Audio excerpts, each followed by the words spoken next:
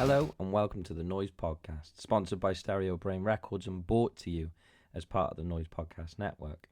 This is part 3 of 4 of our favourite noises series, where our man of many words, Will Marshall, sits down with bands to discuss their favourite album of 2022, as well as asking for a recommendation on a band that they think might be a highlight of your 2023. On top of that, Will does a little bit of fishing as to any upcoming plans that they might have. In this episode, Will talks to Nathan of Rolo Tomasi, Dom and Jamila of Ithaca, James of Cage Fight, and Kat of Scowl. The good times just keep on coming. This podcast can be streamed on all major platforms and is also available on YouTube. Please like, subscribe, and tell a friend about us. It goes a long, long way, and we massively, massively appreciate it.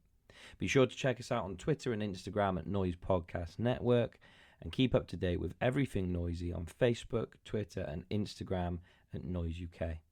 Enjoy the episode.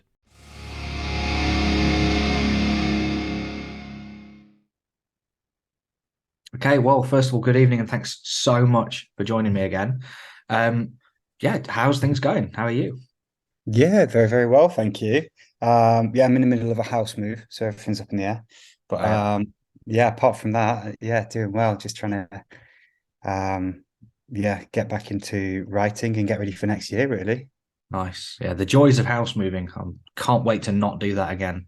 Oh, honestly, it was kind of like a last minute thing that was sprung on us, so it's just like, cool, we're moving on Monday. So Oh shit, okay. That is short notice.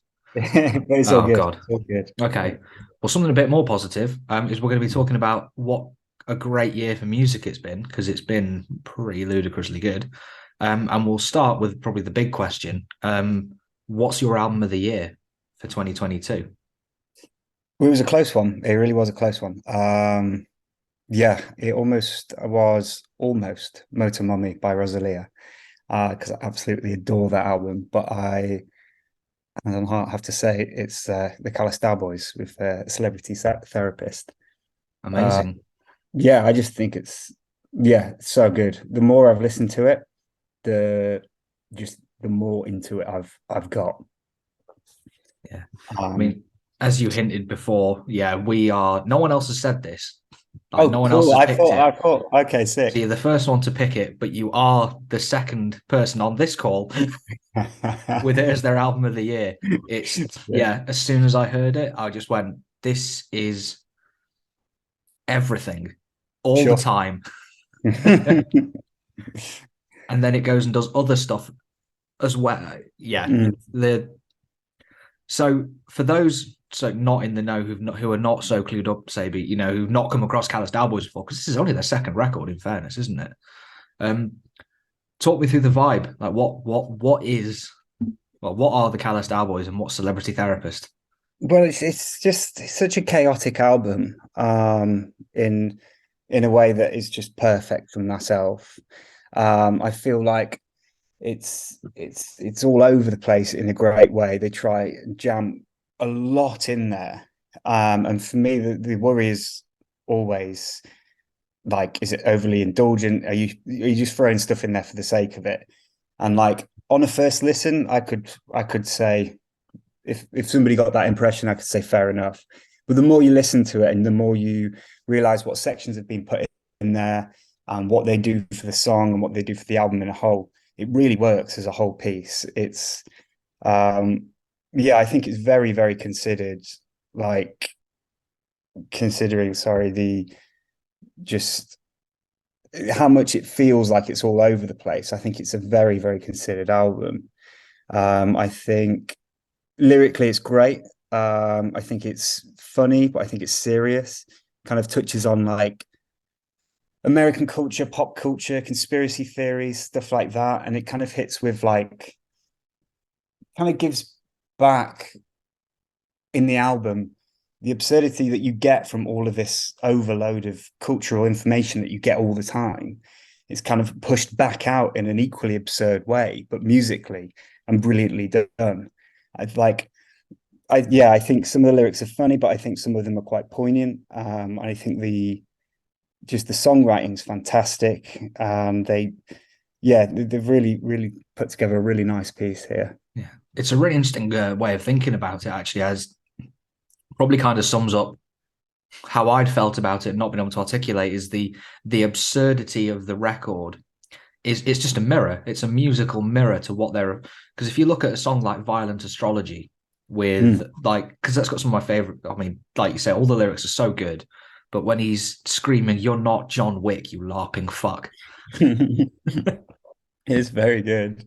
But then there's the line about was it your bank account doesn't care if your friend dies, and it was just, and to for that to be on the same record in terms of how much of a head spin it is from one to the other.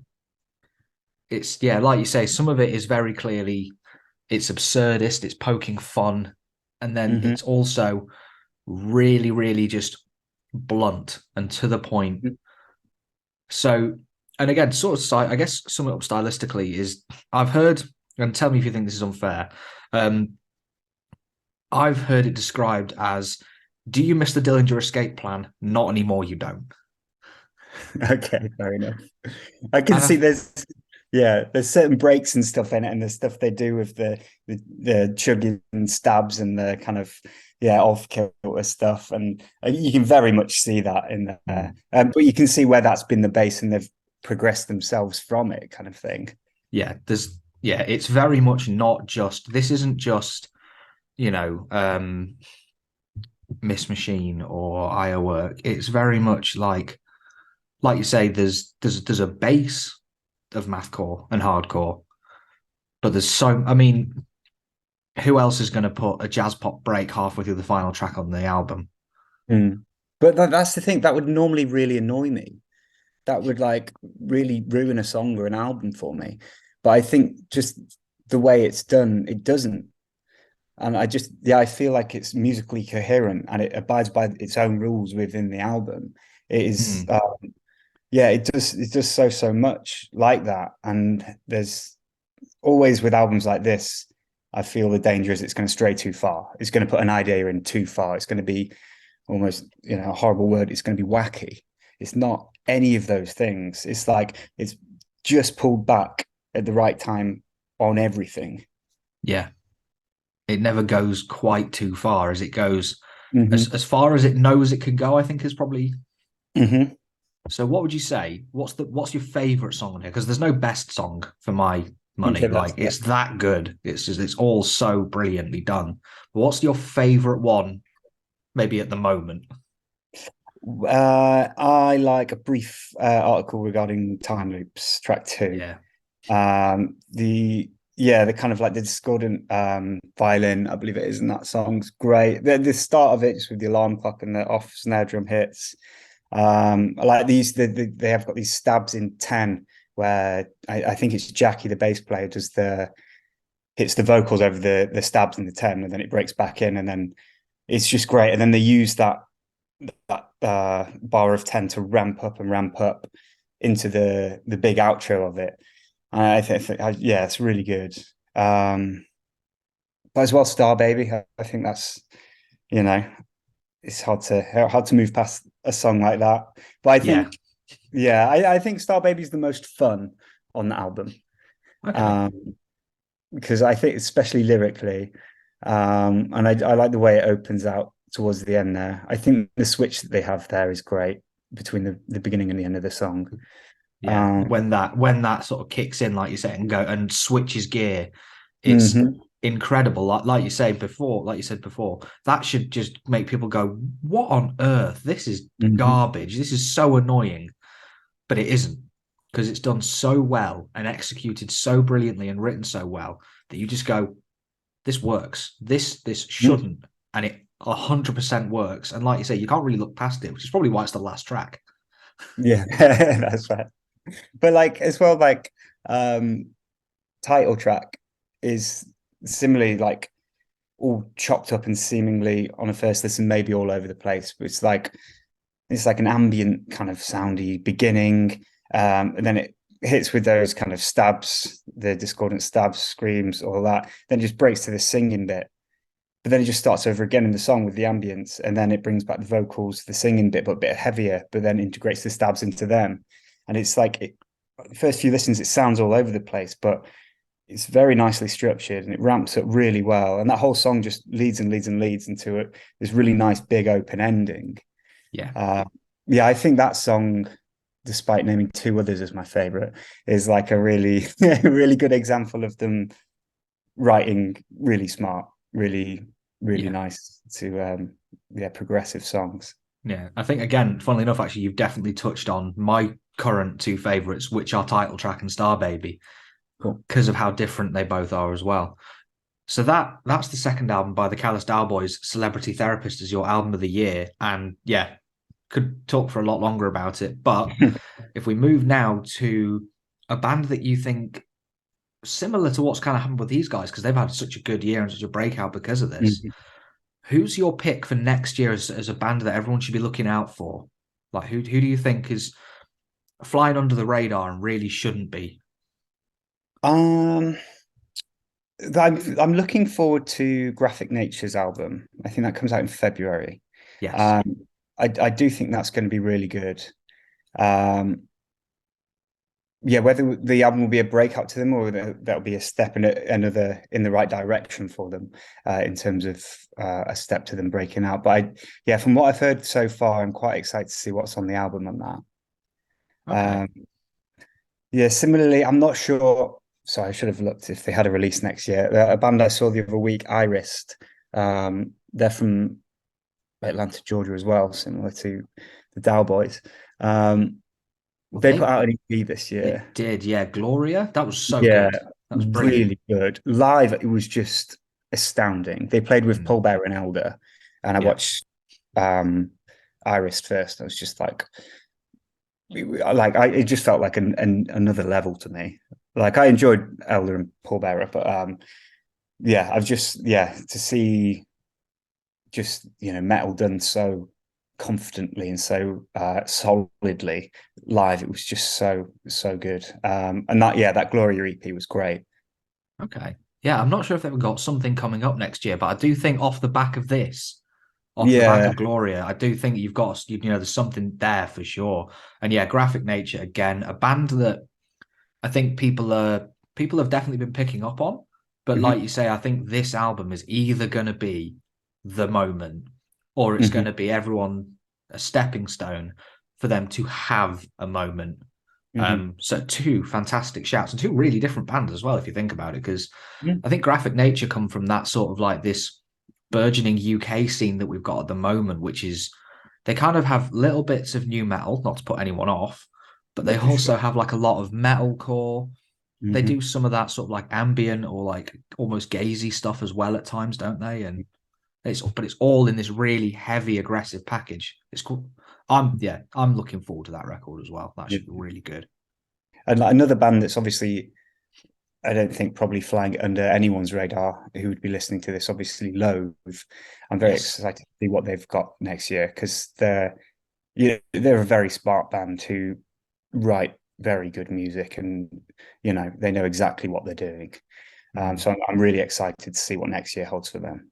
Oh, definitely. I think they're definitely, like you say, at the level now where they're not on people's radars. Mm-hmm. Um, they've very much had the breakout moment, Mm-hmm. but whatever happens next, I think could possibly send them even bigger. Because right now they're at, what are they at now? Sort of like Electric Ballroom level. We're talking, Mm-hmm. 1,200 cap in London, which is amazing. Yeah, for sure. But yeah, looking forward to what they do next. Okay, so we've got Graphic Nature and Iris as kind of the breakouts that we're looking at. Last but not least, then let's talk about your plans for 2023. What are you? Because you've got a couple of projects on. Well, you've got a couple of things on the go that you do. Yeah, so next year we're out with Rolo. I'm playing a band called Rolo Tomasi. So we're out in February. So that'll be kind of anniversary from when the record came out. So we've been touring it this year. We're going to do Europe and then a show in London in February, which would be nice. 15th, I think, in London. It should be good. And then we're getting together plans to go back to the States because we went out just in September, and it was the first headline run we'd done, and it was just really nice. It was great. It was just really nice to get out there, play like a headline length set.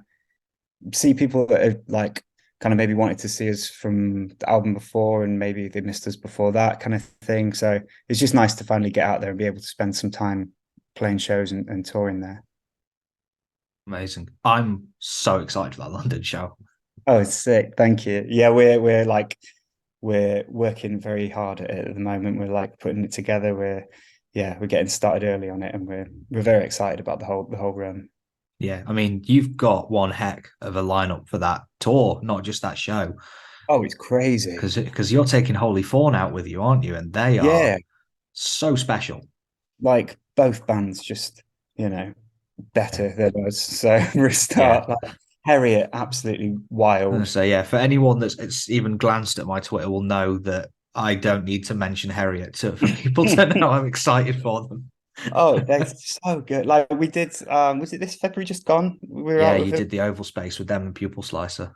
They're so good. Like Ridiculous. just so good, so heavy, just great, lovely as well.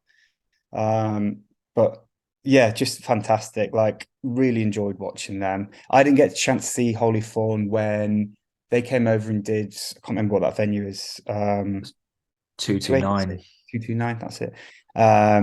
Yeah. So James and Chris from Rollo got to see that, and I think everyone who went was just like, that was Yeah, great. it That was. was, Yeah, I was yeah. there as well. Yeah, I can't wait to see them. I honestly can't wait. I'm just yeah, gonna spend the whole night not warming up or practicing, just watching both bands.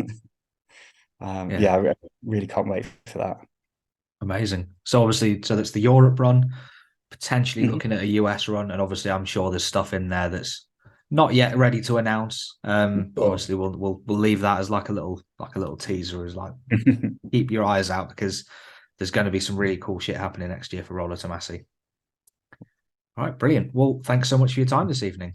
No, thank you. Absolutely. Thanks so much. All right. Well, again, yeah, thank you so much for joining me this evening. I'm going to be talking about albums of the year because it's that time of the year that everyone in journalism hates. And Spotify Wrapped has just come out, so everyone can wave their Spotify around at each other. So if we start with, I don't mind who wants to start, but what's your album of the year and why for 2022? Mine, I keep on going between a few different things, but I'm gonna say my favorite one is Cult of Luna, Long Road North. It's bonkers. Like there's never been a bad Cult of Luna album. Like they are the best going post metal band in my opinion, which is the correct opinion. And also the opening second of the album is like the most cinematic noise ever. It's like post metal Hans Zimmer, just this huge drone.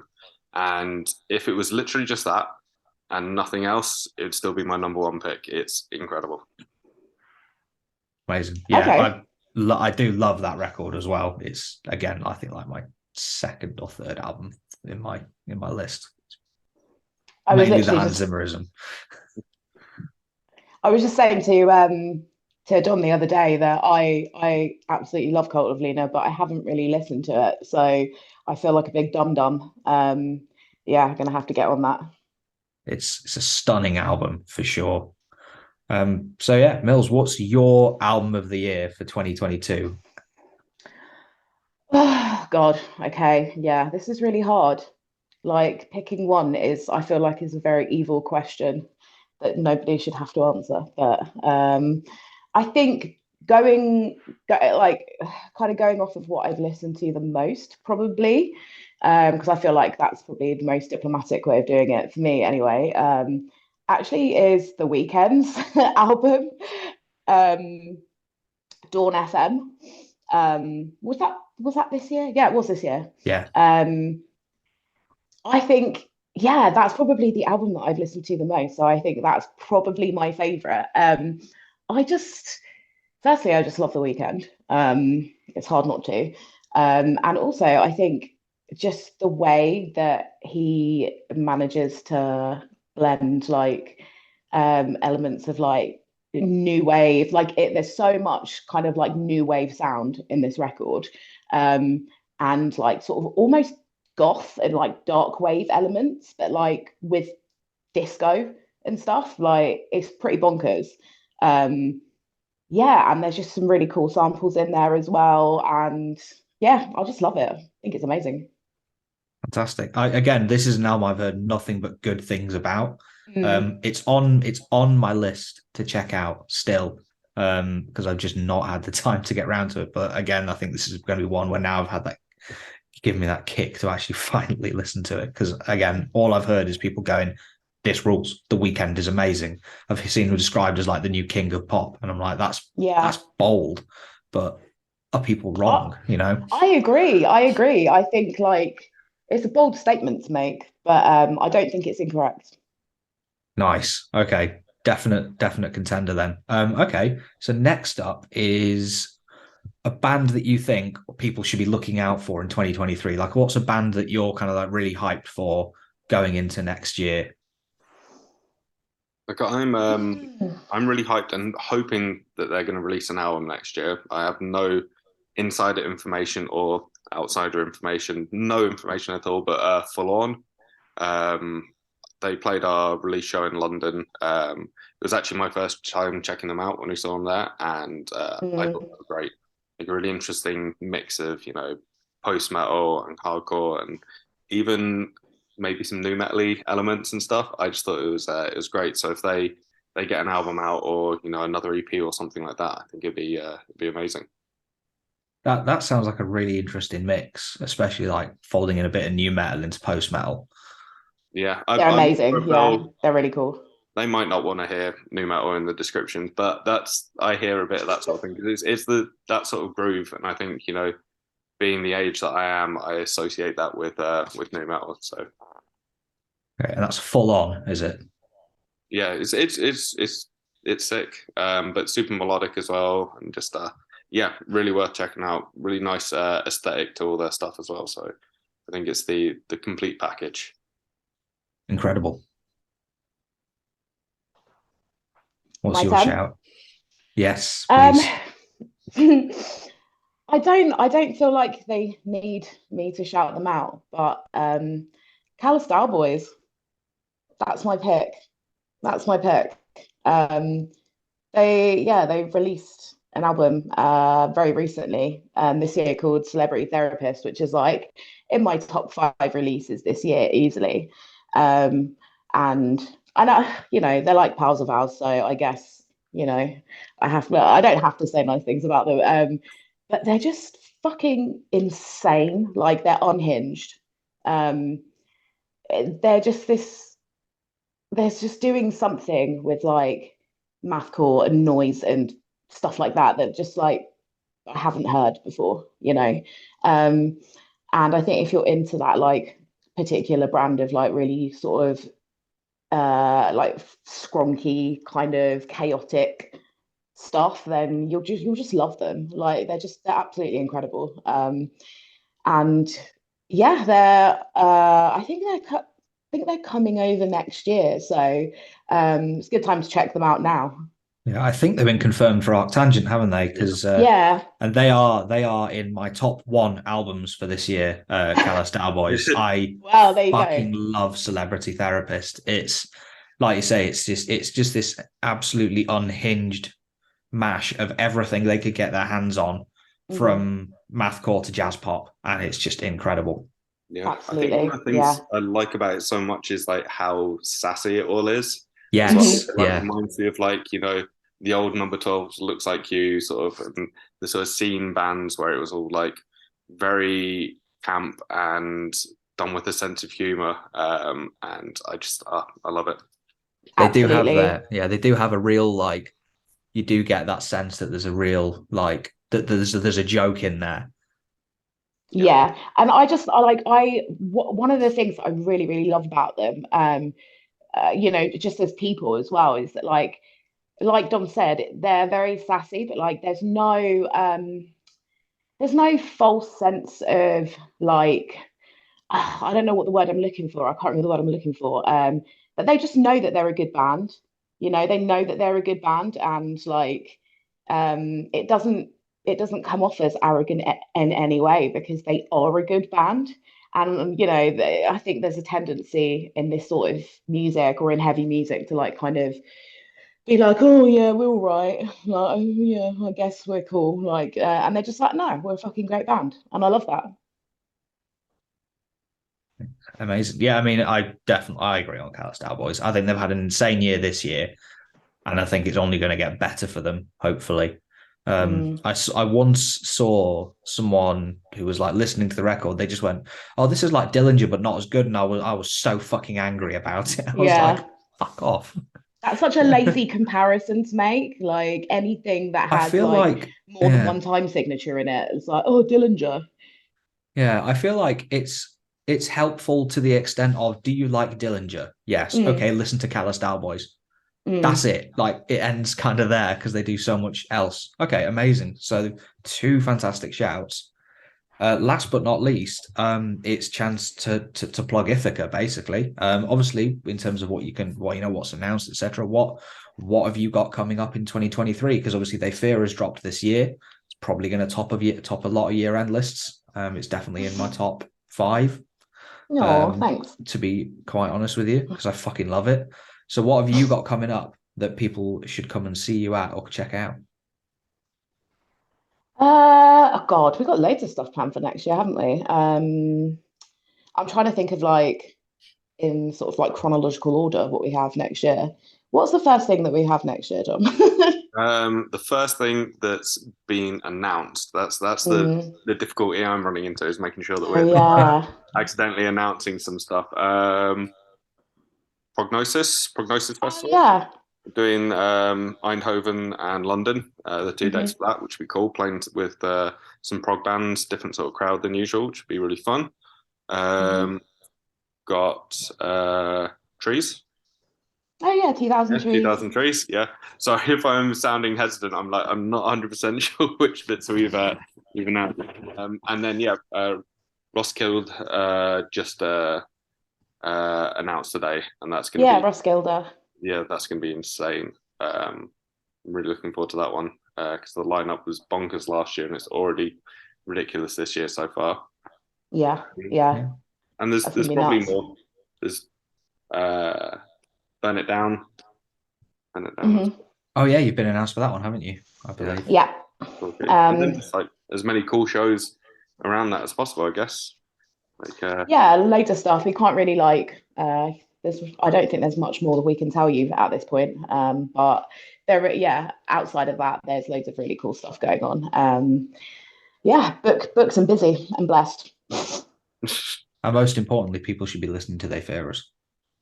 Yeah, I mean, I should also say, please listen to our album and perhaps consider purchasing it if you haven't already. And if you already have, then thank you. That's amazing.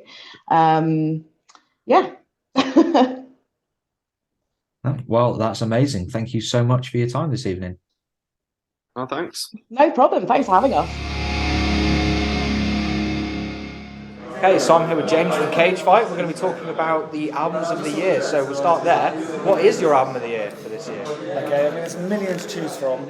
But the one I'm going to go with right this second, because I've been listening to it a lot recently, is Iconic by the band Obsidious. Nice. It's their debut album. Okay. And it's made up of ex-members of Obscura, sort of German techno metal band, and it's basically just like progressive death metal. It's kind of almost its best, I think. It's incredibly technically accomplished. So they've got great riffs, really brutal, amazing vocalist, very catchy in places, but it's just technical excellence and extreme brutality, and Nice. phenomenal players. So catchy tech death is the okay, because that's really hard to do. I think so. Yeah, I think there's a real talent to make something hooky and also clever, and they definitely do that. There's one song on there that you'll think will get people to like listen to the whole thing. One song that really sells it. Which one is it? I'm going to say the opening track. I can't remember the name of it. Okay, the opening track is fair enough though, and that just lets you know what you're in for. It sets the scene straight away. It's fast and brutal, and it's got a great groovy riff in it. And, Amazing. So that's what was the debut album called again? Sorry. Iconic. Yeah. By Obsidious. Yes. Amazing. Okay. Next one is who's the band that you think people should be looking out for in 2023 that are going to be doing bits, or you reckon are going to be like the next ones to kind of like get a lot of underground, or are getting a lot of underground buzz now, but are going to take that next step? Yeah, I think the band to really watch next year is a band called Orbit Culture from from Sweden, and they've actually had quite a big year this year. They played Bloodstock and Download, and they just tour on tour at the moment with In Flames on that mega Swedish tour. But I feel like it's taken, I know, not a huge amount of people have heard about it unless they're sort of in the industry at the moment, I've noticed. So I think if you haven't heard of Orbit Culture, make sure you listen, because it's basically brilliant metalcore with traditional metal roots. Like it's quite Trivium-esque, I suppose, but a bit more deathy as well. It's a nice mixture of modern metal. I had them described to me as like the bastard child of Metallica and Gojira. Yes, that's a really good. I don't think that's too far off. So if you like both those bands, because I saw them on that run of shows. I haven't seen them before, but again, I liked the last record, the EP as well. So yeah, Orbit Culture are definitely a big one. I think hopefully they are finally going to get a bit more attention now they've had that. I feel like my gut is they're going to break through next year, because their songwriting has got phenomenal, and that it's basically the kind of metal that your average metaler loves. So I feel like they've got every chance to kind of break through. Yeah, it's an interesting one, isn't it? Because like that, the appeals to everyone metal is really hard to do well. Yeah, absolutely. Because and I think they've definitely nailed a good formula there, because they've got like his singing is really Hetfield. It's so Hetfield. Everyone loves Metallica. Totally. Most people. It's Hetfield, but done really well. Like it's not like cringe Hetfield. It's like it's not a poor man's Hetfield. Exactly. Yeah, it's a really good. Okay, Orbit Culture then. Yeah, I definitely agree with you on that. I think they've got big things ahead of them. And last but not least, Cage Fight in 2023. What's happening? What can you tell us? Well, we're currently writing our next album. So amazing. Our plan is to try and get that done in the first half of next year. Okay. And there'll be some few live bits. There's nothing announced yet, but we've got a few kind of potential opportunities we're tossing up. So we'll probably appear at a bunch of like UK festivals. And there's one tour which we were supposed to do this autumn. They got pushed back to May next year, I think. It's not fully confirmed, but hopefully that'll be announced, and can't say anything yet, but that should be a good one. Okay, hopefully we'll hear about that in due course then. Absolutely. Amazing. Okay, well, thanks ever so much then. Awesome. Hey, well, hello there, and thanks so much for your time. I'm talking to Kat from the incredible hardcore band Scowl, and we're going to be talking about your albums of the year and future plans and what's coming, what you think's cool that's coming up in the next year or so. So first of all, if we start, Kat, with your album of the year for 2022. I would have to say Feel It All Around by Soulblind. I think the album is so good.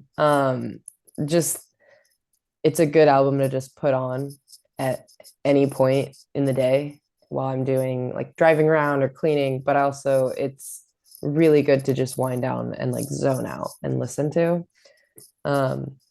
This album was, I think, just put out about a month and a half ago. And it's been like on rotation. It's been going nonstop for me. So I'm really hyped on it. Amazing. So I actually caught them for the first time, obviously, with you guys when you were on the Stick to Your Guns tour. And I met my friend Joe there, who's a huge fan of like yourselves and Soulblind. Yeah. And I was like, okay, I don't know who these are. And he went, okay. And he basically, I think, what did he say to me? He basically went, it's that kind of like grungy, kind of gazy kind of rock played by hardcore fans. You'll love it. Yeah. And I did. And then I think the album came out the next day. So I've kind of given a bit of a taste there. Yeah. But for listeners who aren't going to be overly familiar with Soulblind, what would you say like the vibe is? It's totally like 90s, like grungy kind of like Alice in Chains, Deftones worship. Like it's got that heavily affected like guitar pedal like sounds. Like it's so gazy and like so dreamy. Like I don't know how to exactly like put technical terms to it, but it's very dreamy. I love it. Yeah. No, I get you. Yeah, it's I would agree like with the kind of the sound of it. Like it's definitely But again, it's heavy though, right? Like, Yes. but not Yes. heavy. But you can tell it's just a little bit heavier than Yeah. There's it might. moments where there's just like it breaks into these like guitar parts that are like really crunchy. And you're like, where did that come from? Yeah. But it's really cool. I love it. And it does feel like it's part of this wave because I think I don't know if we talked about it last time, but like hardcore and shoegaze have this really like symbiotic relationship, and Absolutely. it's really, I know it's so interesting to see like not just hardcore bands playing this sort of more hardcore fans playing this sort of music, but like the bills being so kind of cross-pollinated, if you like. So it's really interesting to see it. I think it's that classic thing where you have like two styles of music that are kind of, quote unquote underground maybe, and they have to live together, and it's just that like parallel thing. Yeah. And I love it. I think it's really cool. I think that it's not surprising that a lot of people who are fans of like hardcore punk are also fans of like shoegaze and that kind of like softer, like, but heavily influenced by like guitars and specific like effects and pedals and things like that. Like it's just like it's very playful. For sure. There's another artist I talked to a little while ago. I don't know if you're familiar with Grey Wave from here in the UK. No, I'm not. And she has, when I talked to her, so she's played in a lot of hardcore bands throughout the last like years, but Grey Wave are an entirely like dreamy kind of like shoegazy dream pop project, and I it's love really that. good. I love that. That's so cool. Yeah, I love that kind of like relationship the two have. And then of course there's other ones. I think it's funny though, you said like hardcore being underground when you've got no, it's more had so such a good few years. Yeah, it's definitely more so, I guess. I look at it from my perspective, like in America and like in California and like throwing shows. I feel like the last 2 years, or I guess like since quarantine kind of started to lift. Excuse me. Since quarantine started to lift, I would say like things started to be like you started to look around at a show and realize like, oh, there's a lot of people here I've never met before. I don't know. But before quarantine hit, it was not like that. So it was still kind of like our little secret, Yeah. I guess Now it still is in a way, right? Like hardcore's never lost its underground kind of vibe. It's, you've got the big bands doing huge things like of the obvious one like Turnstile. Yeah. And then you've got you guys, blowing up, playing fucking Madison Square Garden, and doesn't make sense. You're just like as much at home in those tiny little rooms. Yeah.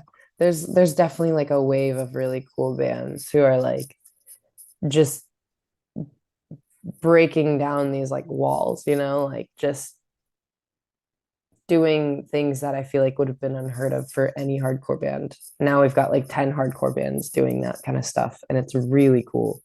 It's like really exciting.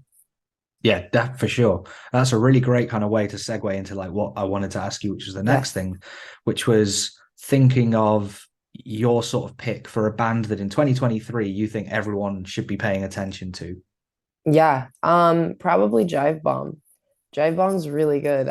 We did a really short tour with them right before we came to the UK in November. And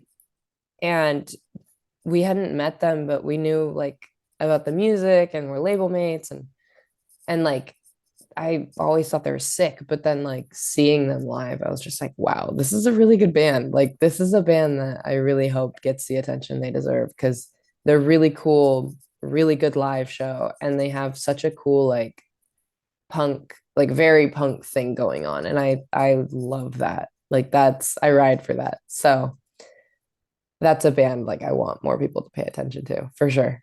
Yeah, I was going to pick up on actually because obviously, like you say, label mates, like Flat Spot seems to have the hardcore like roster going right now. Flat Spot's kind of crushing it. They're kind of killing it. It's awesome. It's really cool, and like it's cool to watch it happen. And it's also cool when I realize like, oh, like we're also on Flat Spot. Like that's so You're cool. Like one of the bands making it happen, and then that's like so exciting.